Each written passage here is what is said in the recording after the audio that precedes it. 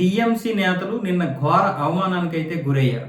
24 గంటల్లో ఏంటనేది తెలుస్తుంది, మీ యొక్క స్థానం ఎక్కడో మా యొక్క స్థానం ఎక్కడో అని చెప్పి టీఎంసీ నుండి వచ్చినటువంటి రెబల్ ఎంపీలు 20 మంది అయితే గట్టిగానే కౌంటర్ ఇచ్చారు. 8 మంది ఉన్నటువంటి మీ స్థానం ఏంటి, 20 మంది ఉన్నటువంటి మా స్థానం ఏంటి, ఈ పరిస్థితికి రావడానికి కారణం ఏంటి అంటే టీఎంసీలో ఉన్నటువంటి 28 మంది ఎంపీల్లో 20 మంది ఏమొచ్చేసి ఎన్సీపీఐలో చేరారు, 8 మంది ఏమొచ్చేసి టీఎంసీలో ఉన్నారు.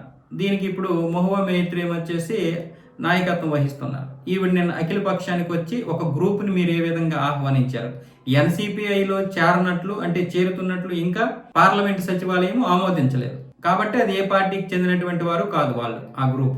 అలాగే ఇటువైపు వీళ్ళ అనర్హత వేటిని మేము పిటిషన్ కూడా దాఖలు చేశాం నిరసిస్తూ, దాన్ని కూడా ఇంకా స్పీకర్ పెండింగ్ లో ఉంచారు.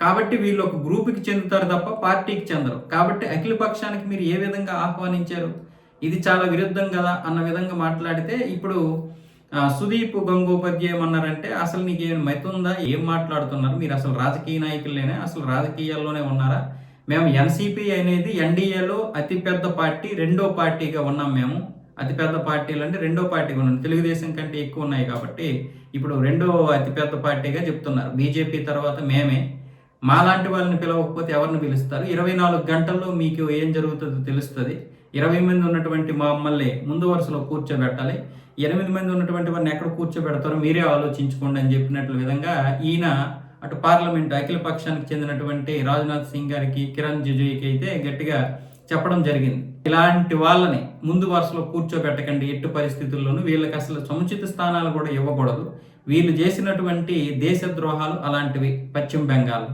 28 మంది ఉన్నటువంటి ఆ పార్టీ ఎందుకు చీలిపోయింది, 20 మంది ఎందుకు బయటికి వెళ్ళిపోయారు అన్నది వాళ్ళు ఆలోచించుకోవాలి.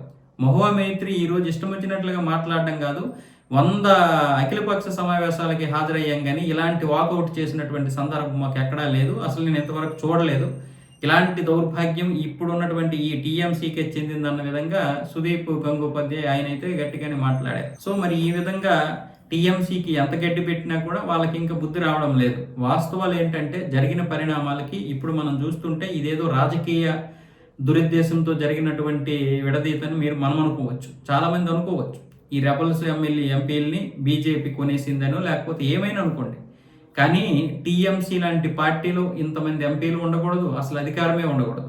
ఎందుకంటే ఆవిడ ఈ దేశానికి చేసినటువంటి ద్రోహం అంతా ఎంత కాదు, ఈ అధికారులు పెట్టుకొని అంటే అధికారులు అంటే ఎంపీలని ఎమ్మెల్యేలని పెట్టుకొని మొత్తం పశ్చిమ బెంగాల్ని నాశనం చేయడమే కాకుండా దేశం మొత్తం సర్వనాశనం చేసేసింది. ఈరోజు 30% దేశం నాశనం అయిపోవడానికి వాటా ఆవిడదే, 30% వాటా ఆవిడదే, మమతా బేగందే. అంత దరిద్రమైనటువంటి చెత్త మరి ఇంక మనకు బూతులు వచ్చేస్తాయి. ఎందుకంటే హిందువుల్ని ఊచకోత కోసారు వీళ్ళు, కొన్ని లక్షల మంది హిందువులు ప్రభావితం అయిపోయారు. 21 మంది హిందువుల్ని సజీవ దహనం చేసేస్తే కనీసం వాడికి శిక్షలు కూడా వేయలేదు, 3 నెలలు జైల్లో ఉంచేసి మళ్ళీ వదిలేశారు. మరి ట్రైనీ డాక్టర్ మీద జరిగినటువంటి దాడి 17 మందిని వదిలేసి ఆ ఒక్క సంజయ్ రాయ్ని పట్టుకొని వాడిని మొత్తానికి జైల్లో వేశారు. ఇలాంటి చెత్త వెధవ బహుశా ఇంకెవరో ఉండరు సీఎంల్లో.